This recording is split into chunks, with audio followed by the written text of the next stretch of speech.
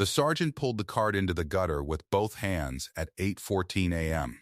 on a Tuesday, in front of the morning crowd on Broad Street in Newark, New Jersey, and the mangoes rolled across the asphalt in 4 directions, while Darius Nwosu stood with his palms open and watched them go. He did not move to stop them. He had learned, in the 11 months he had been working this corner, that moving toward your property when a man in uniform was taking it from you was the fastest way to make the situation into something different, something with a report and a photograph and a ride to the county booking desk on Kinney Street. So he watched the mangoes go, and he kept his palms open, and he looked at Sergeant Victor Muldoon's face with the specific stillness of a man who was counting. He was counting many things. The 31 days since the last payment, the 2 other vendors on this block who had been paying the same amount for the same reason. The name on the badge.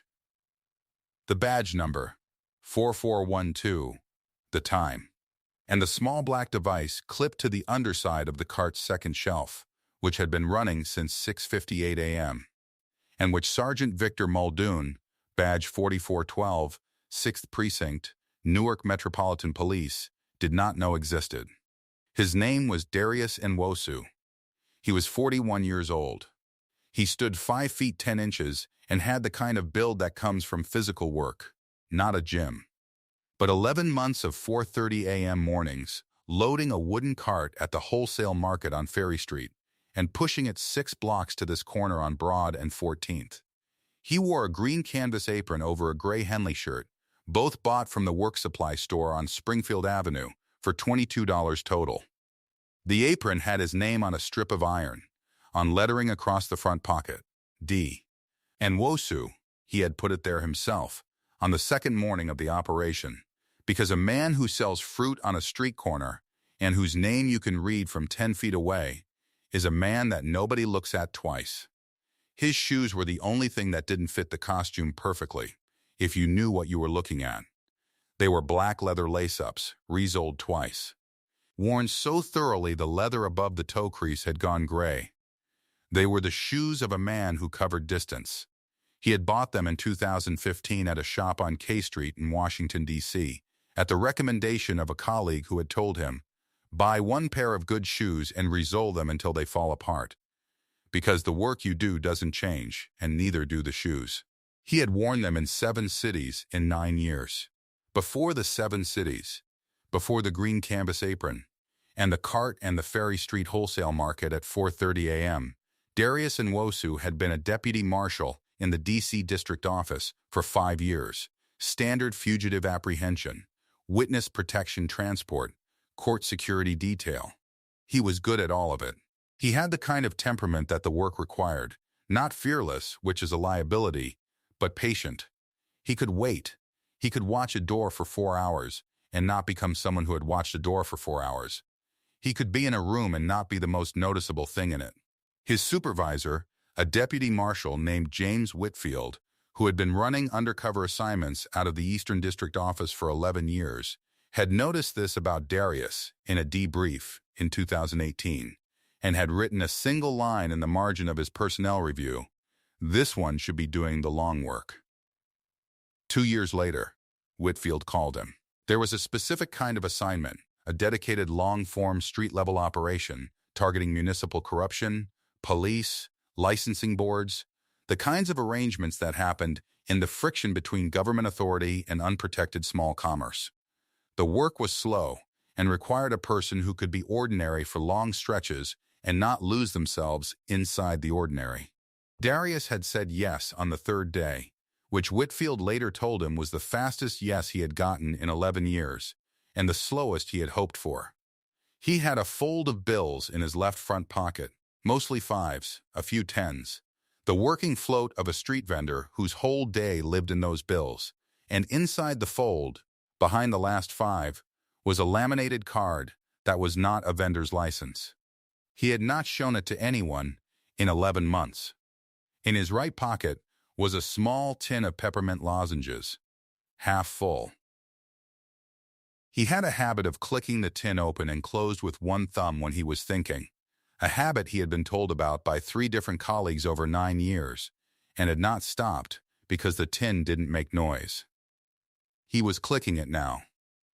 The cart had been built for him by a carpenter in the ironbound neighborhood, made to spec, 2 shelves, a lower rail, a drawer that locked with a small brass key.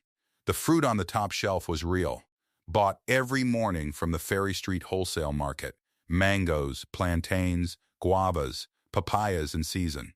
The drawer at the bottom held a ledger, a small composition notebook with a black cover, purchased from the dollar store on Market Street, in which Darius had been making daily entries since the first morning: weather, foot traffic, transactions, and anything said to him by the men who came by on the first and last Tuesday of each month with their hands out. The ledger had 74 entries. 21 of them mentioned Sergeant Victor Muldoon by name and badge number. Muldoon had started on the 3rd week. He came alone the first time, no partner, in civilian clothes, dark jeans, a North Face jacket, a St. Michael medal that caught the November light. He explained the arrangement the way a man explains something he has explained many times, matter-of-factly, not unkindly, with the mild patience of someone delivering a utility bill. The block had maintenance costs. The vendors here were protected, which meant trouble came and went, which meant business stayed stable. Protection had a cost: $200 the first and last Tuesday of each month. He accepted Zelle or cash. He preferred cash. Darius had said, quietly, I understand. He had paid in cash from the float in his left pocket. He had written the entry in the ledger that evening: date, time, amount, badge number, description of clothing, length of interaction, exact language used. He had photographed the entry with his personal phone and uploaded it to a secure server on the same network the device under the second shelf was uploading to in real time every morning. That was November. By February, Muldoon had raised the amount to $300. By April, he had extended the arrangement to 3 other vendors on Broad Street. Darius had documented each one. He had spoken to each vendor individually, in brief, in the way that neighbors speak, and he had understood from their answers, without asking directly, that they had been paying since before he arrived.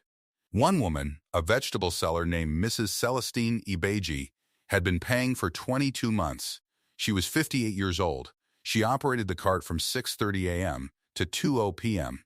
and used the profit to help pay tuition at Essex County College for her youngest son, who was studying engineering. On the Tuesdays when Muldoon came, she put the $300 in a separate pocket of her apron the night before, so she would not have to count it in front of him. She had never told anyone about the arrangement. Not the precinct, not a lawyer, not a neighbor. She had learned 22 months ago that there was no one to tell. If this story is already making something move in your chest, stay with me, because what Darius Nwosu is about to do on that sidewalk on Broad Street has been 22 months in the making for a woman who never knew his name. The cart was in the gutter at 8:14 a.m., and the mangoes were in the street, and Muldoon was standing on the sidewalk with his thumbs in his duty belt and his partner. Officer Reyes, new to the detail, who had been on this block for 6 weeks and had said nothing, ever, though his face on the Tuesdays was a readable document, standing slightly behind him and to the left. Muldoon said, "You're short from the last one." Darius said, "Without moving, I paid what I owed." Muldoon's expression did not change. He was 44 years old, a 16-year veteran of the Newark Metropolitan Police, and he had the face of a man who had never been told no in a context where he was wearing a badge. He had a coffee cup in his left hand, medium, black, from the cart on Market Street, which he did not pay for. He had a daughter in 6th grade at a private school in Short Hills, New Jersey. He had a second phone. He had, in the last 2 years, paid off a $14,000 credit card balance without any single transaction appearing in his official financial records that explained where the money came from. "You were short $40, Muldoon said. "I keep track." "I know you do," Darius said. Muldoon set his coffee cup on the sidewalk. He stepped toward the cart. He gripped the front rail with both hands, the rail that Mrs. Celestina Beggi's cart also had, a detail Darius had noted the morning he first saw her because the carpenter on the Ironbound made this style of cart exclusively, and he had thought, then, about what the detail meant for the scope, and he pulled it off the curb and into the gutter. 2 seconds, the mangoes went. A papaya followed, split when it hit the asphalt. Officer Reyes' face, behind him, was very still in the way a face goes still when a person has decided that the cost of reacting is higher than the cost of watching. Darius stood with his palms open. He looked at the cart in the gutter. He looked at the device clipped to the underside of the second shelf, which had not moved and was still running. Then he looked at Muldoon. He said, "I need you to tell me the total you believe I owe." Muldoon said $340. "Today," Darius said. "Say that again, please." Muldoon said it again. Darius reached into his left front pocket. He produced the fold of bills. He counted out $340 in full view of the morning sidewalk at 8:17 a.m. on a Tuesday, with 17 people visible within 40 feet, and he held it out. Muldoon took it. He folded it once and put it in his jacket pocket, picked up his coffee cup, and said to Officer Reyes, "Help him get the cart back up." Reyes stepped off the curb and righted the cart without speaking. He picked up 2 of the mangoes. He set them back on the top shelf. He looked at Darius once, a brief, sideways look. Not unkind, not quite an apology, the look of a man who understood what he had just participated in and did not know what to do with that understanding, and then stepped back onto the sidewalk and followed Muldoon south toward Market Street. Darius stood at the cart for a moment. The papaya was a loss, split open on the asphalt, attracting a pigeon already. He picked up the remaining mangoes. He counted them, 7. He had started the morning with 12, the other 5 already sold before 8 a.m. He restacked them. He straightened the apron. He clicked the tin of peppermint lozenges open and closed once with his right thumb. Then he reached under the second shelf and unclipped the device, which was the size of a car key fob, matte black, no logo, and held it in his palm for a moment the way you hold something that has done its job. He had 11 months of these. 74 mornings. 21 entries in the composition notebook, each one uploaded.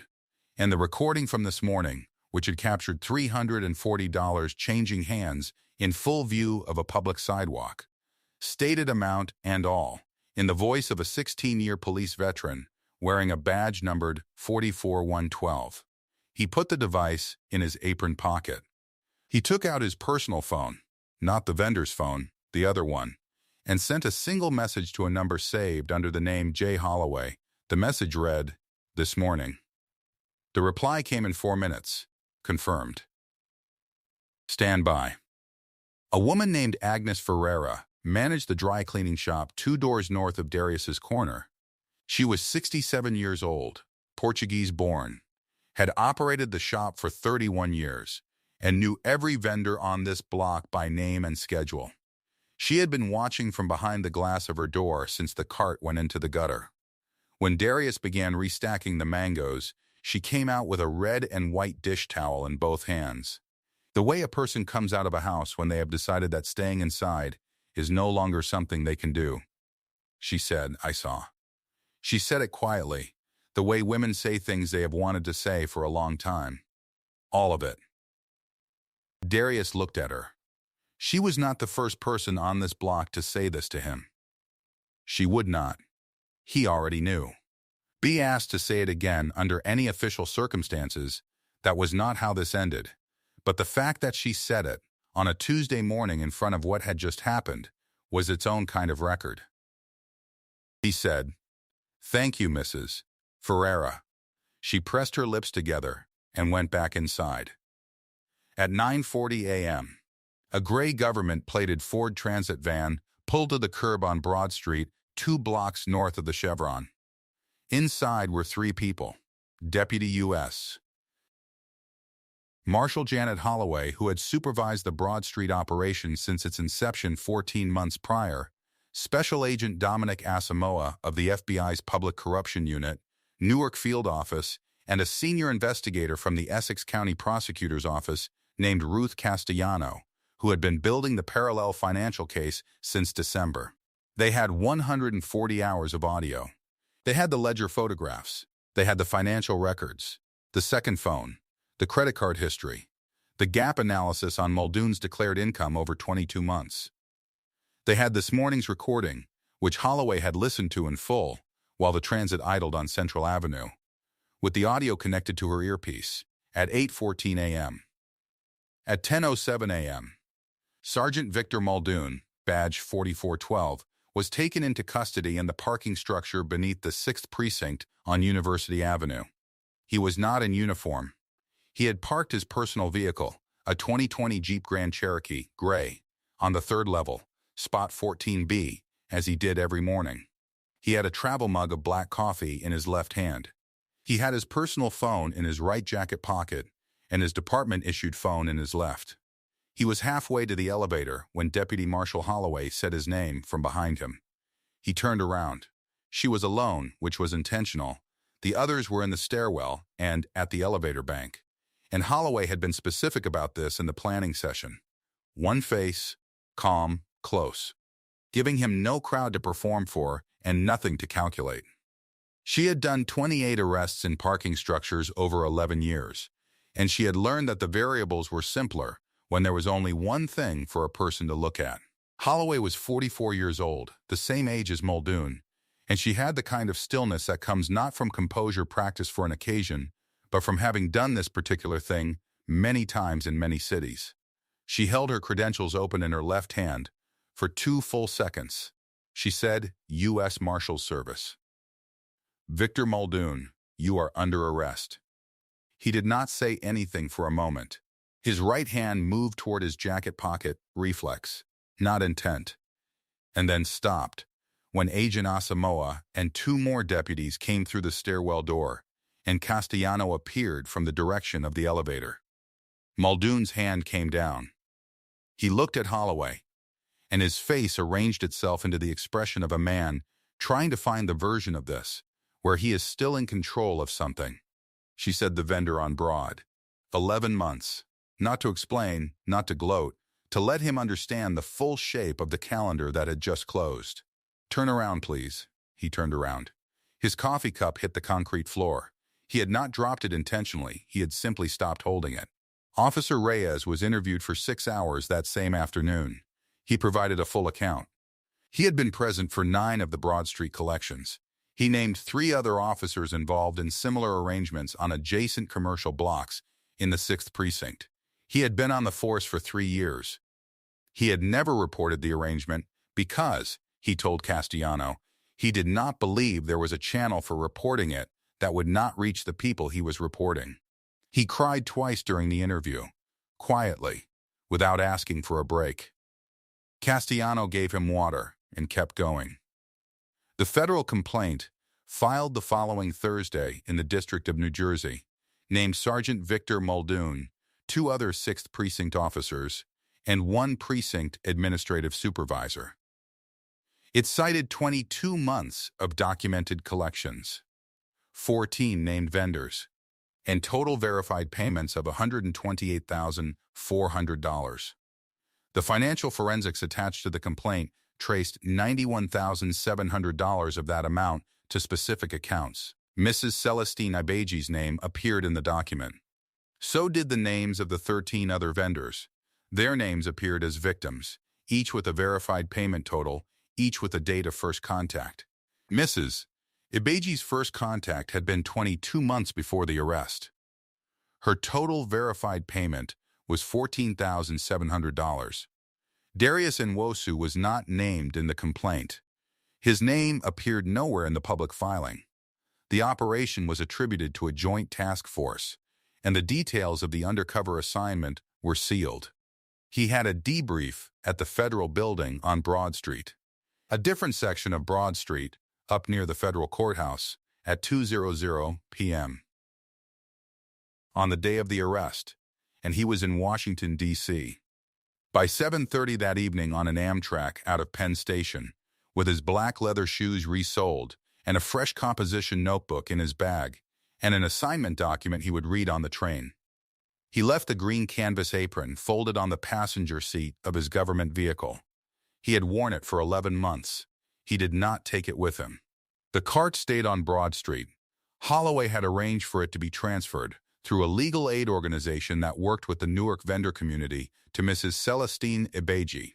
She was not told who had been operating it. She was told only that the vendor at that corner had completed his business and that the cart was available if she wanted it.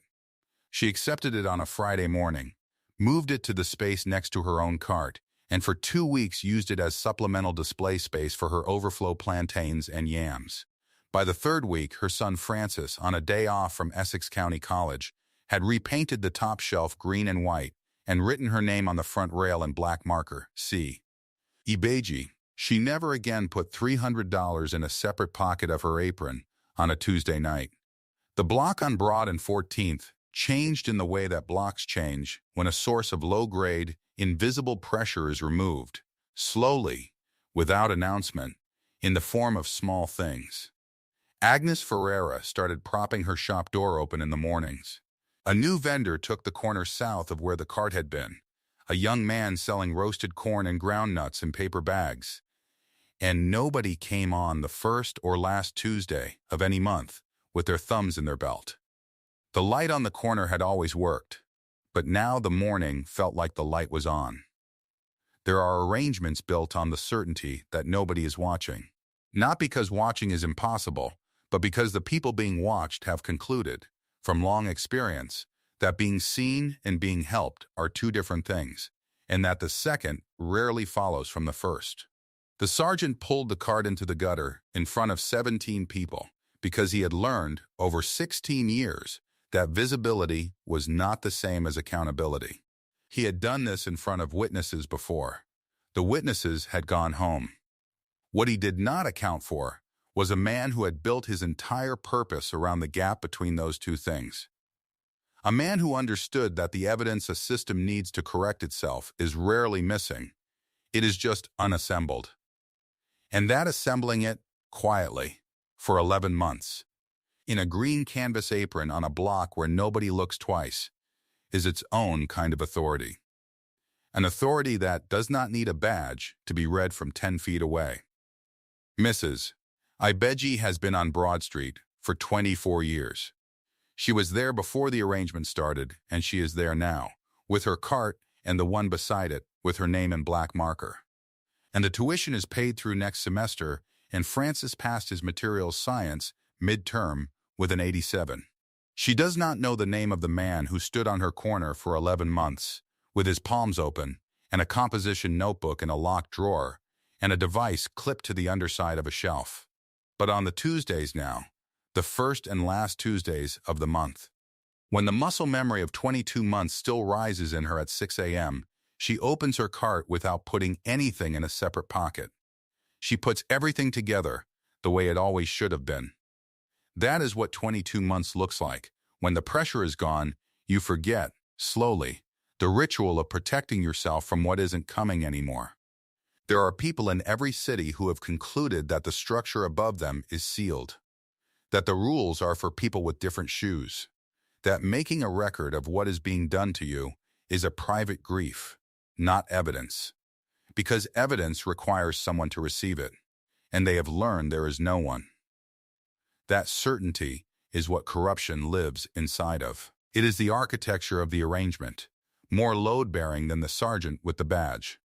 What breaks it is not always a dramatic act. Sometimes it is a man who gets up at 4:30 a.m. and loads a wooden cart and pushes it 6 blocks and writes in a notebook every day for 11 months and trusts that the record is worth keeping, even on the days when he cannot say for certain when it will matter. That is not heroism as a performance. That is patience as a tool. That is the long, quiet belief that if you build the case carefully enough, the case will hold. You cannot correct a system. You cannot document. And you cannot document what you are not present for. The people doing the most important work in any room are sometimes the ones who look like they are simply there, standing at their cart, apron on, palms open, watching mangoes roll across the asphalt and counting. Darius Nwosu is somewhere with a new assignment document and a fresh composition notebook and a pair of black leather shoes that need resoling again in about 3 months. He does not have a green canvas apron anymore. He has a new corner, a new product, a new name on a new strip of iron on lettering. And somewhere in a new city there is an arrangement that does not yet know it is being assembled. He clicks the tin open and closed and does not stop. Here is what I want to ask you, and I want you to think before you answer.